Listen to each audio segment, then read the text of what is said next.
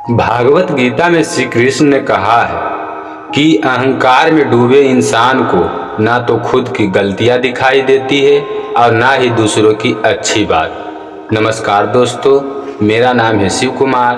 आप सुन रहे हैं हिंदी कहानी 2.2 बिल्ली का न्याय।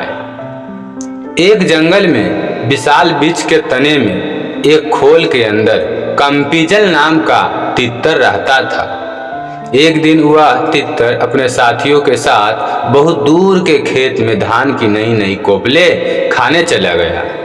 बहुत रात बीतने के बाद उस वृक्ष के खाली पड़े खोल में शीघ्रो नाम का एक खरगोश घुस आया और वहीं रहने लगा। कुछ दिन बाद कंपीजल तितर अचानक ही आ गया।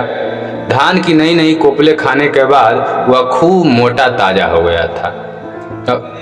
अपनी खोल में आने पर उसने देखा कि वहाँ एक खरगोश बैठा है। उसने खरगोश की अपनी जगह खाली करने के लिए कहा। खरगोश भी तीखे स्वभाव का था। बोला, यह घर अब तेरा नहीं है।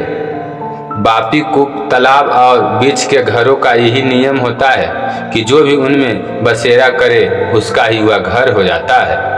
घर का स्वामित्व केवल मनुष्यों के लिए होता है, पक्षियों के लिए गृह स्वामित्व का कोई निधान नहीं है। झगड़ा बढ़ता गया। अंततः कंपीजल ने किसी भी तीसरे पक्ष से इसका निर्णय करने की बात कही। उनकी लड़ाई और समझौते की बातचीत को एक जंगली बिल्ली सुन रही थी।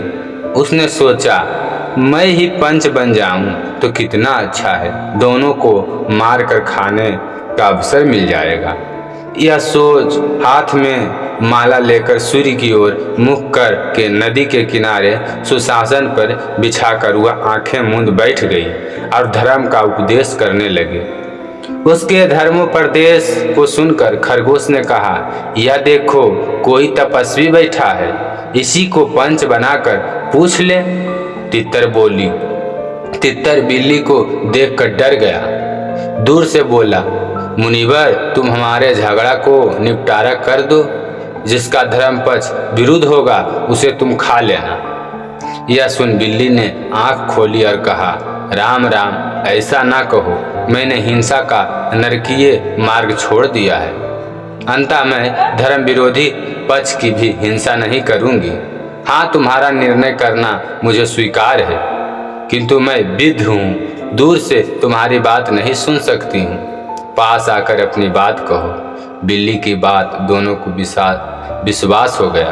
दोनों ने उसे पंच मान लिया और उसके पास आ गए। उसने भी झपटा मारकर दोनों के एक साथ ही पंजों में दबोच लिया और वहीं पर ही उसकी मारकर खा गए। दोस्तों, आज की छोटी सी कहानी पंचतंत्र की यहीं तक। कल मिलते हैं एक नई पंचतंत्र कहानी के साथ। जब तक हमारे चैनल को सब्सक्राइब कर लाइक करें और शेयर करें अपने दोस्तों और सहपाठियों में। Thank you.